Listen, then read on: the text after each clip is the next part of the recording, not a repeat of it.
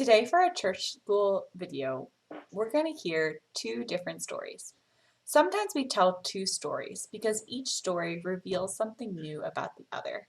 See if you can spot differences or similarities between the characters, between the prejudices they overcome and face, and what Jesus' words and gospel of love might have to speak to us in each of these stories.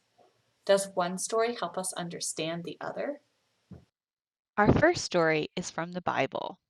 It's a story about Jesus. One day, Jesus decided to leave Cana for Galilee. He found Philip and said to him, "Follow me." Philip was from this town of Bethsaida. So were Andrew and Peter.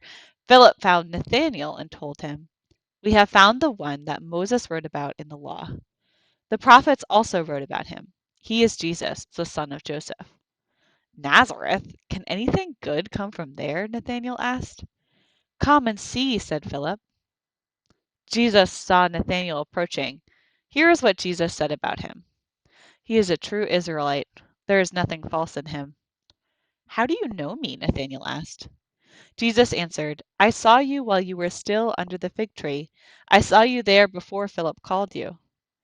Nathanael replied, "Rabbi, you are the Son of God. You are the King of Israel." Jesus said, "You believe because I told you I saw you under the fig tree. You will see greater things than that." Then he said to the disciples, "What I am about to tell you is true. You will see heaven open. You will see angels of God going up and coming down on the Son of Man." For my second story today, I'm going to tell the story of Martin Luther King Jr. We tell the story of Martin Luther King Jr. in church today because Martin Luther King was an important minister of the gospel in a difficult time in American history. I'm going to tell the story using some props that will help us remember different pieces of Martin Luther King's story. You may have heard his story before, but I hope you listen well with new ears and see what new lessons it has for you today. So Martin was born on January 15th, 1929 in Atlanta, Georgia.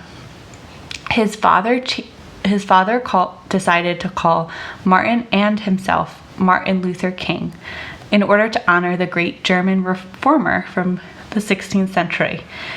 Martin Luther fought to make the world better, and so did Martin and his father. Martin had an older sister and a younger brother, and his family gathered for family dinner every night around their dinner table at 6 p.m. for lively discussions about God and the world.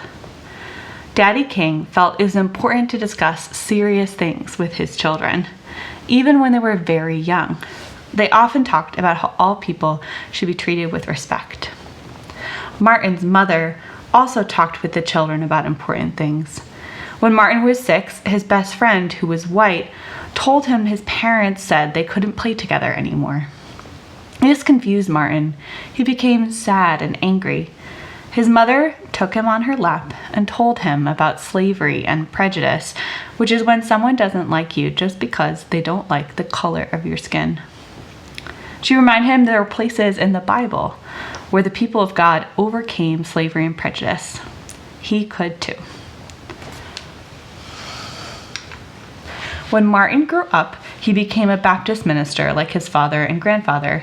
He also began to work to change things so that African Americans would be treated the same as everyone else. No one knew how real change might begin until one day in 1955 in Montgomery, Alabama. We have a bus here to help us remember this part of the story.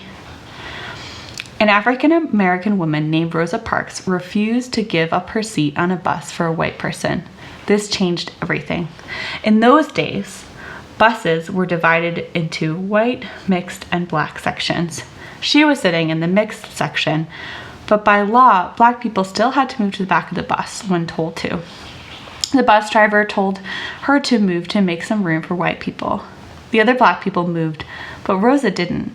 She wasn't tired, she said, only tired of giving in to unjust laws. She was arrested, and African Americans became angry when they heard about it. Martin helped the black people of Montgomery fight back peacefully. They stopped taking the bus. This way, no one was hurt by fighting, and the bus company lost money. Black people walked to work for 381 days, sometimes many miles. Do you know what happened? The city changed a law that forced black people to sit in the back of the bus. They could sit anywhere they wanted to. This was the first of many peaceful protests Martin organized that changed America forever. Working for change is never easy. It takes courage and faith. Many people were mean to Martin and his family. Some tried to blow up their house. Some tried to scare them with their words, but also with knives and guns. Many black people wanted to fight back, but Martin never gave in. He said, peaceful actions will bring peaceful solutions. Even so, he was arrested and placed in jail 29 times for trying to change things by protesting against unjust laws. In 1963, a huge crowd of people came to Washington, D.C. to march for jobs and freedom. That's when Martin made his most famous speech.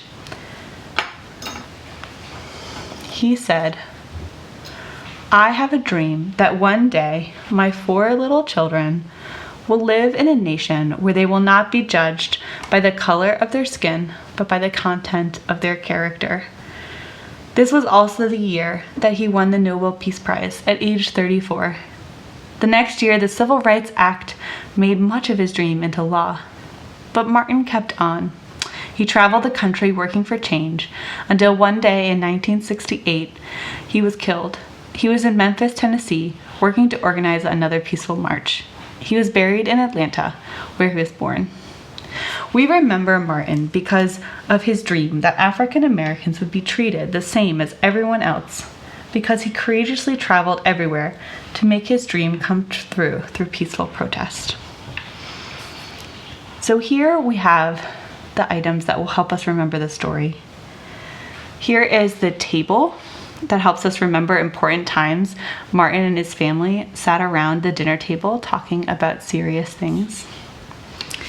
Here is a bus to help us remember how Martin organized a peaceful protest about what happened to Rosa Parks and the unjust rule that blacks always had to sit in the back of the bus. Here is a heart. The heart reminds us of Martin's great courage and love of peace. And here we have people of God of all different colors. They remind us of Martin's dream that all his children and people everywhere would not be judged by the color of the skin, but by the content of their character. So at home, I wonder if you can find people or game pieces of different colors. You can find a bus or a car, a table, something shaped like a heart that can help you remember Martin's story. And you can keep these items on a shelf or on a table so you can remember Martin's story and what Martin had to teach us and the church.